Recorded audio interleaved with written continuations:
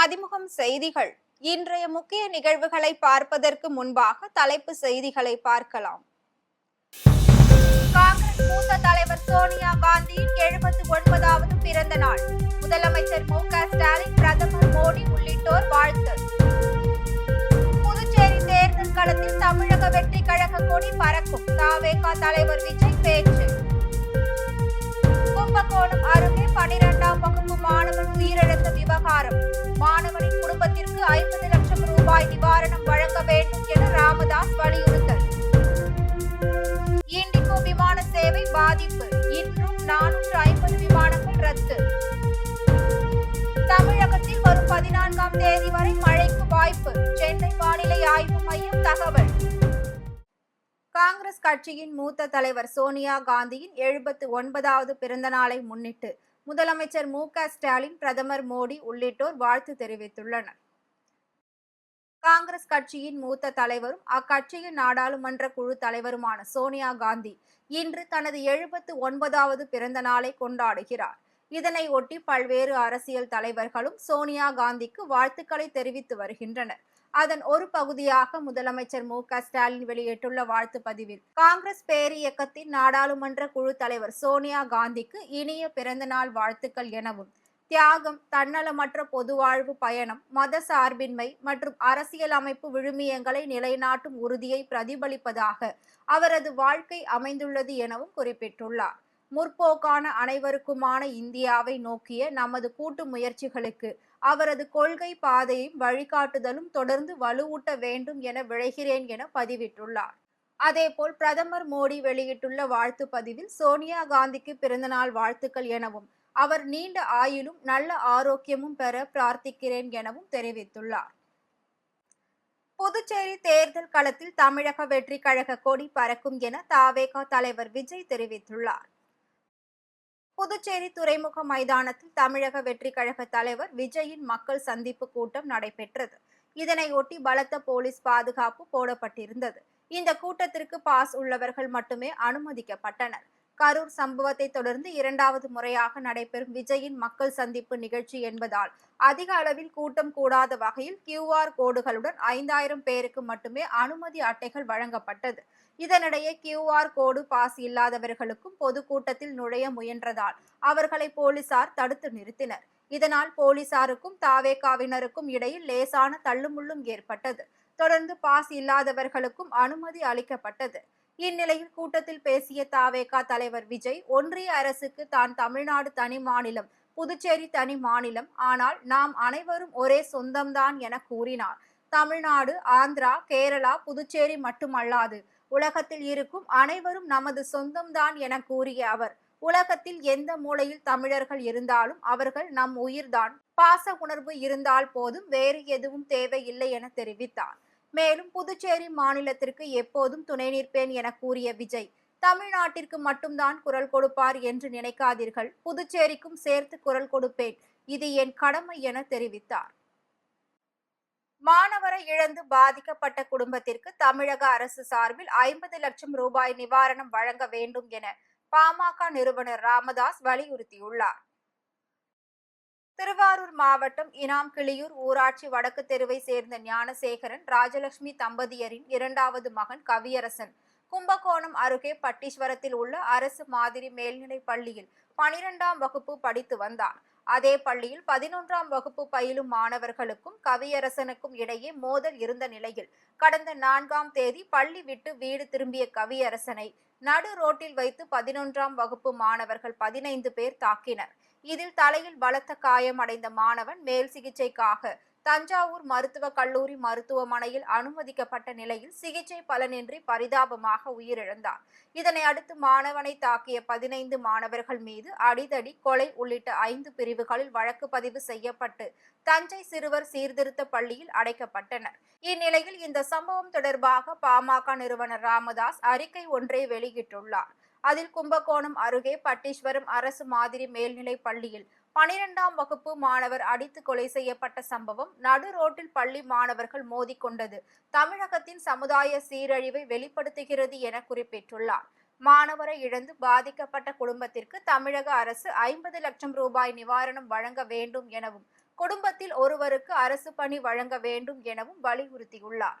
மேலும் மாணவர்களிடையே ஏற்பட்ட பிரச்சினைக்கு முக்கிய காரணம் போதை பழக்கமும் கட்டுப்பாடு இல்லாத வளர்ப்பு முறையும் என்பது தெரிகிறது. பள்ளியில் படிக்கும் மாணவர்களிடம் இத்தகைய சிந்தனை வளர்ந்துள்ளது சமுதாயத்தின் சீரழிவை காட்டுகிறது என ராமதாஸ் சுட்டிக்காட்டியுள்ளார். இண்டிகோ விமான சேவை பாதிக்கப்பட்டுள்ள நிலையில் இன்றும் 450 விமானங்கள் ரத்து செய்யப்பட்டுள்ளன. விமான விபத்துகள் உள்ளிட்ட பல்வேறு பிரச்சினைகளை தவிர்க்க டெல்லி உயர்நீதிமன்றத்தின் உத்தரவின் அடிப்படையில் விமான நிறுவனங்களுக்கு சிவில் விமான போக்குவரத்து துறை புதிய விதிகளை வகுத்துள்ளது. மேலும் புதிய விதிகளை அமல்படுத்த 2 ஆண்டுகள் அவகாசம் வழங்கப்பட்டது. ஆனால் சிவில் விமான போக்குவரத்து துறை வகுத்த புதிய விதிகளை இண்டிகோ அமல்படுத்தவில்லை. குறிப்பாக குறைவான விமானிகள் பணியாளர்களுடன் சேவையை தொடர்ந்தது. இதனால் கடந்த 1ஆம் தேதி முதல் இண்டிகோ விமானம் சேவை கடும் பாதிப்பை சந்தித்து வருகிறது. போதிய விமானிகள் இல்லாத காரணத்தால் இண்டிகோ நிறுவனத்தின் உள்நாட்டு விமான சேவை பல ரத்து செய்யப்பட்டு வருகின்றன. இந்நிலையில் இன்று ஒரே நாளில் 450 இண்டிகோ விமானங்கள் ரத்து செய்யப்பட்டுள்ளது. சென்னை, மும்பை, டெல்லி, பெங்களூர் என பல்வேறு நகரங்களுக்கான இண்டிகோ விமான சேவை ரத்து செய்யப்பட்டுள்ளது. இதனால் பயணிகள் கடும் அவதி அடைந்துள்ளனர். அதேவேளை இண்டிகோ விமான சேவை இன்னும் ஓரிரு நாட்களில் இயல்பு நிலைக்கு திரும்பும் என விமான நிறுவனம் தெரிவித்துள்ளது.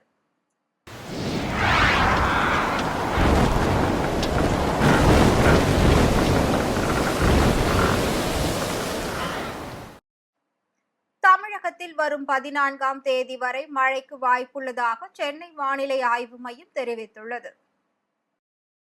இது தொடர்பாக வானிலை ஆய்வு மையம் வெளியிட்டுள்ள செய்திக்குறிப்பில், தமிழகத்தில் வடகிழக்கு பருவமழை கடந்த வாரம் தீவிரமாக இருந்தது எனவும், தற்போது மழையின் தாக்கம் படிப்படியாக குறைந்து வருகிறது எனவும் குறிப்பிடப்பட்டுள்ளது. இந்நிலையில் கிழக்கு திசை காற்றின் வேக மாறுபாடு காரணமாக வரும் 14ஆம் தேதி வரை தமிழகத்தில் ஓரிரு இடங்களிலும், புதுச்சேரி மற்றும் காரைக்கால் பகுதிகளிலும் லேசானது முதல் மிதமான மழை பெய்யக்கூடும் என தெரிவிக்கப்பட்டுள்ளது. சென்னை மற்றும் அதன் புறநகர் பகுதிகளை பொறுத்தவரையில் வானம் ஓரளவு மேகமூட்டத்துடன் காணப்படும் எனவும், நகரின் ஒரு சில பகுதிகளில் லேசான மழை பெய்யக்கூடும் எனவும் வானிலை ஆய்வு மையம் தெரிவித்துள்ளது. தாம்பரம் அருகே காதலியுடன் ஏற்பட்ட வாக்குவாதத்தில் நீட் தேர்விற்கு படித்து வந்த மாணவன் 3வது மாடியில் இருந்து குதித்து தற்கொலை செய்து கொண்ட சம்பவம் பெரும் சோகத்தை ஏற்படுத்தியுள்ளது. கோயம்புத்தூர் பகுதியை சேர்ந்தவர் ஆருண் பாஷா. இவர் தாம்பரம் சிடிஓ காலனி பகுதியில் உள்ள வாடகை வீட்டில் தனது சகோதரருடன் தங்கி அப்பகுதியில் உள்ள தனியார் மையத்தில் நீட் தேர்வுக்காக படித்து வந்தார். இந்நிலையில் கோயம்புத்தூர் பகுதியில் உள்ள நீட் தேர்வு மையத்தில் படித்துக் கொண்டிருந்த போது பெண் ஒருவரை காதலித்து வந்துள்ளார். தற்போது இருவரும் தாம்பரத்தில் உள்ள நீட் தேர்வு மையத்தில் படித்து வரும் நிலையில் கடந்த சில நாட்களாக காதலர்களுக்கு இடையே தகராறு ஏற்பட்டு வந்துள்ளது. இந்நிலையில் நேற்றும் வாக்குவாதம் ஏற்பட்டதால் ஆத்திரமடைந்த ஆருண் பாஷா தனது கையை அறுத்து கொண்டு வீட்டின் 3வது தளத்தில் இருந்து கீழே குதித்துள்ளார். இதில் பலத்த காயமடைந்த ஆருண் பாஷா மருத்துவமனையில் அனுமதிக்கப்பட்ட நிலையில் அங்கு சிகிச்சை பலனின்றி பரிதாபமாக உயிரிழந்தார். இந்த சம்பவம் தொடர்பாக தாம்பரம் போலீசார் விசாரணை மேற்கொண்டு வருகின்றனர். திருப்பத்தூர் அருகே பிரியாணி மாஸ்டர் 18 கோடி ரூபாய் ஜிஎஸ்டி வரி செலுத்த வேண்டும் என கடிதம் வந்ததால் பரபரப்பு ஏற்பட்டது. திருப்பத்தூர் அடுத்த பால்னங்குப்பம் துரைசாமி வட்டம் பகுதியை சேர்ந்த பிரியாணி மாஸ்டர் அமீர் பாஷா. இவருக்கு திருமணமாகி 2 குழந்தைகள் உள்ள நிலையில் கடந்த சில மாதங்களுக்கு முன்பு வருமான வரித்துறை அலுவலகத்தில் இருந்து அமீர் பாஷாவிற்கு கடிதம் வந்துள்ளது. அந்த கடிதத்தில் அமீர் பாஷா சென்னையில் அமீர் டிரேடிங் கோ என்கிற நிறுவனம் நடத்தி அதில் 18 கோடி ரூபாய் ஜிஎஸ்டி வரி ஏய்ப்பு செய்துள்ளதாகவும், அதனை உடனடியாக செலுத்த வேண்டும் எனவும் குறிப்பிடப்பட்டிருந்தது. இந்நிலையில் திருப்பத்தூரில் உள்ள இந்தியன் ஓவர்சீஸ் வங்கியில் மட்டுமே தனக்கு வங்கி கணக்கு உள்ளதாகவும், தனது பான் கார்டை வைத்து மர்ம நபர்கள் இந்த மோசடியில் ஈடுபட்டுள்ளனர் எனவும் வேதனை தெரிவித்துள்ளார். எனவே தனது ஆவணங்களை வைத்து மோசடியில் ஈடுபட்ட நபர்கள் மீது உரிய நடவடிக்கை எடுக்க வேண்டும் என கூறி திருப்பத்தூர் மாவட்ட ஆட்சியர் அலுவலகத்தில் நடைபெற்ற மக்கள் குறை தீர்ப்பு கூட்டத்தில் மாவட்ட ஆட்சியரிடம் அமீர் பாஷா மனு அளித்தார். வேலூரில் சண்டையை விலக்கிவிட சென்ற கர்ப்பிணிக்கு கத்தி குத்து விழுந்த சம்பவம் பெரும் பரபரப்பை ஏற்படுத்தியுள்ளது. வேலூர் மாநகராட்சிக்கு உட்பட்ட சூரியகுளம் பகுதியில் உள்ள RS நகரில் வசித்து வருபவர்கள் சக்திவேல் மற்றும் அவரது தங்கை கிருத்திகா. இந்நிலையில் சக்திவேல் பக்கத்து வீட்டில் வசித்து வரும் சதீஷ் என்பவரின் தங்கையை அவ்வப்போது கிண்டல் செய்து வந்துள்ளார். இது தொடர்பாக 6 மாதத்திற்கு முன்பு வேலூர் தெற்கு காவல் நிலையத்தில் புகார் அளிக்கப்பட்டுள்ளது. இந்நிலையில் நேற்று முன்தினம் இரவு சக்திவேல் சதீஷிடம் வாக்குவாதத்தில் ஈடுபட்டுள்ளார். அப்போது வாக்குவாதம் முற்றி கைகலப்பாக மாறிய நிலையில் வீட்டில் இருந்த கத்தியை எடுத்து சதீஷ் சக்திவேலை தாக்கியுள்ளார். அப்போது 9 மாத கர்ப்பிணியாக இருந்த சக்திவேலின் தங்கை கிருத்திகா சண்டையை தடுக்க முயன்றுள்ளார். அப்போது கிருத்திகாவின் வலது கையில் கத்தி குத்தியுள்ளது. தொடர்ந்து வலியில் கதறி துடித்த கிருத்திகாவை கத்தியுடன் வேலூரில் உள்ள பழைய பென்டன் அரசு மருத்துவமனையில் அனுமதிக்கப்பட்டார். பின்னர் மேல் சிகிச்சைக்காக வேலூர் அரசு அடுக்கம்பாறை மருத்துவமனையில் கிருத்திகா சிகிச்சைக்காக அனுமதிக்கப்பட்டார். இந்த சம்பவம் தொடர்பாக அளித்த புகாரின் பேரில் தெற்கு காவல் நிலைய போலீசார் சதீஷை கைது செய்து விசாரணை மேற்கொண்டு வருகின்றனர். வேலூர் கோட்டை ஜலகண்டீஸ்வரர் ஆலயத்தில் சங்கடஹரா சதுர்த்தியை முன்னிட்டு விநாயகருக்கு சிறப்பு அபிஷேக ஆராதனைகள் நடைபெற்றது. வேலூர் கோட்டையில் ஸ்ரீ ஜலகண்டீஸ்வரர் ஆலயம் அமைந்துள்ளது. இக்கோவிலில் சங்கடஹரா சதுர்த்தியை முன்னிட்டு விநாயகருக்கு தேன், பால், தயிர், சந்தனம் உள்ளிட்ட பல்வேறு பொருட்களை கொண்டு சிறப்பு அபிஷேகம் செய்யப்பட்டது. தொடர்ந்து விநாயகருக்கு அருகம்புல் மலர் மாலைகளால் அலங்காரம் செய்யப்பட்டு வெள்ளி கவசம் அணிவிக்கப்பட்டு மகா தீபாராதனை காண்பிக்கப்பட்டது. பின்னர் மேல தாளங்கள் முழங்க சுவாமி உட்பிரகார உலாவும் நடைபெற்றது. இதில் திரளான பக்தர்கள் கலந்து கொண்டு சுவாமி தரிசனம் செய்தனர். புதுக்கோட்டை மாவட்டம் கந்தர்வ கோட்டையை தலைமையிடமாக கொண்டு தஞ்சை மறை மாவட்டம் சார்பில் 100வது புதிய பங்கு தொடக்க விழா மற்றும் புதிய தேவாலய அடிக்கல் நாட்டு விழா நடைபெற்றது. கத்தோலிக்க கிறிஸ்தவர்களை கொண்ட தஞ்சாவூர் மறை மாவட்டம் அளவில் 99 பங்குகள் இருந்த நிலையில் 100வது பங்கை ஏற்படுத்த வேண்டும் என கத்தோலிக்க கிறிஸ்தவ மக்கள் கோரிக்கை விடுத்தனர். அதன் பேரில் தச்சங்குறிச்சியில் இருந்த கந்தர்வ கோட்டையை பிரித்து அதனை தலைமையிடமாக கொண்டு 100வது பங்கு தொடக்க விழா மற்றும் கந்தர்வ கோட்டையில் புதிய தேவாலய அடிக்கல் நாட்டு விழா நடைபெற்றது. அப்போது தஞ்சை மறை மாவட்ட ஆயர் சகாராஜிக்கு கத்தோலிக்க கிறிஸ்தவ மக்கள் கும்ப மரியாதை கொடுத்து உற்சாகமாக வரவேற்றனர். தொடர்ந்து கந்தர்வ கோட்டையில் 75 லட்சம் ரூபாய் மதிப்பீட்டில் புதிதாக கட்டப்பட உள்ள தேவாலயத்திற்கு தஞ்சை மறை மாவட்ட ஆயர் அடிக்கல் நாட்டினார். முன்னதாக புதிதாக அமைக்கப்பட்டுள்ள புனித ஆரோக்கிய அன்னை சிலையையும் திறந்து வைத்தார். இதில் ஜாதி மத வேறுபாடுகளை கடந்து அனைத்து சமுதாய மக்களும் கலந்து கொண்டனர். ராணிப்பேட்டை மாவட்டம் சோளிங்கர் சப்த கன்னியம்மன் ஆலய கும்பாபிஷேகம் வெகு விமர்சையாக நடைபெற்றது. சோளிங்கர் அடுத்த போடப்பாறை கிராமத்தில் பழமை வாய்ந்த அருள்மிகு ஸ்ரீ சப்த கன்னிகள் திருக்கோவில் அமைந்துள்ளது. இக்கோவில் கும்பாபிஷேகத்தை முன்னிட்டு மூலவர் ஸ்ரீ சப்த கன்னிகள் சுவாமிக்கு சிறப்பு பூஜைகள் செய்யப்பட்டது. தொடர்ந்து கலச பூஜை, மகா கணபதி ஹோமம், நவகிரக ஹோமம் உள்ளிட்ட யாகசாலை பூஜைகள் நடைபெற்றது. இதனை அடுத்து மேல தாளங்கள் முழங்க புனித நீர் அடங்கிய கலசம் கோவிலை சுற்றி எடுத்து வரப்பட்டது. பின்னர் சிவாச்சாரியார்கள் வேத மந்திரங்கள் ஓத மூலவர் ஸ்ரீ சப்த கன்னிகள் சுவாமிக்கு புனித நீர் ஊற்றப்பட்டு மகா தீபாராதனை காண்பிக்கப்பட்டது. இதில் திரளான பக்தர்கள் கலந்து கொண்டு சுவாமி தரிசனம் செய்தனர். காஞ்சிபுரத்தில் 1.5 டன் எடை கொண்ட ஐஸ் கட்டிகளை மார்பு பகுதியில் வைத்து உடைத்து கராத்தே வீரர் நூர் முகமது தற்காப்பு கலை குறித்து விழிப்புணர்வு ஏற்படுத்தினார். சின்ன காஞ்சிபுரம் பகுதியில் செயல்பட்டு வரும் கராத்தே பயிற்சி பள்ளியில் பயின்ற 500 கராத்தே வீரர்களுக்கான பயிற்சி நிறைவு பட்டை வழங்கும் விழா நடைபெற்றது. பள்ளியின் தலைமை பயிற்சியாளர் நூர் முகமது தலைமையில் நடைபெற்ற இந்நிகழ்ச்சியில் ஒலிம்பிக் வீரரும் தென்னக ரயில்வேயின் விளையாட்டு பிரிவு அலுவலரும் அர்ஜுனா விருது பெற்ற வீரருமான தேவராஜ் கலந்து கொண்டு பயிற்சி நிறைவு பெற்ற 500 வீரர் வீராங்கனைகளுக்கு பெல்ட் வழங்கி வாழ்த்து தெரிவித்தார். இதனைத் தொடர்ந்து பயிற்சி பள்ளியின் தலைமை பயிற்சியாளர் சென்சாய் நூர் முகமது 150 கிலோ எடை கொண்ட ஐஸ் கட்டிகளை தனது மார்பில் வைத்து உடைத்து தற்காப்பு கலை குறித்த விழிப்புணர்வை ஏற்படுத்தினார். தங்கம் விலை சவரனுக்கு 320 ரூபாய் குறைந்து 96,000 ரூபாய்க்கு விற்பனை செய்யப்படுகிறது. தொடர்ந்து ஏற்ற இறக்கத்தை சந்தித்து வரும் தங்கம் விலை இன்று சற்று சரிவை சந்தித்துள்ளது.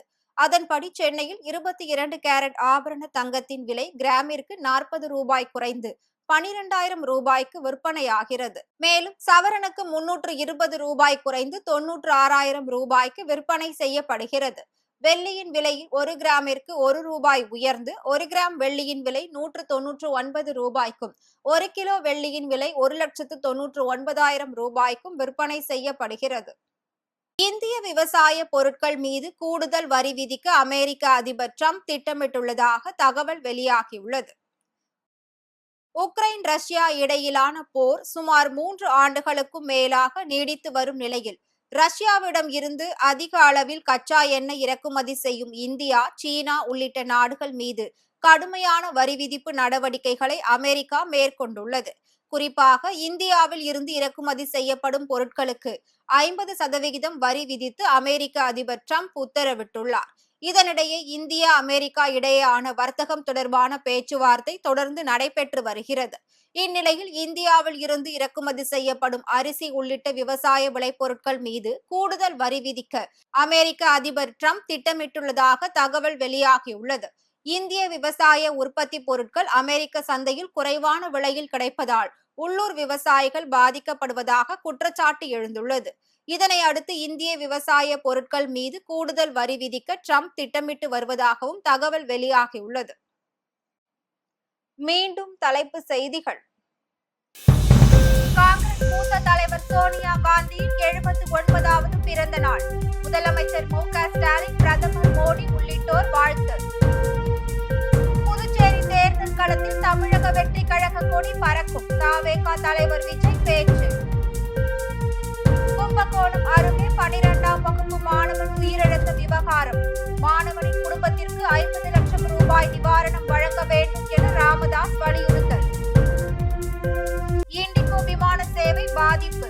இன்றும் 450 விமானங்கள் ரத்து.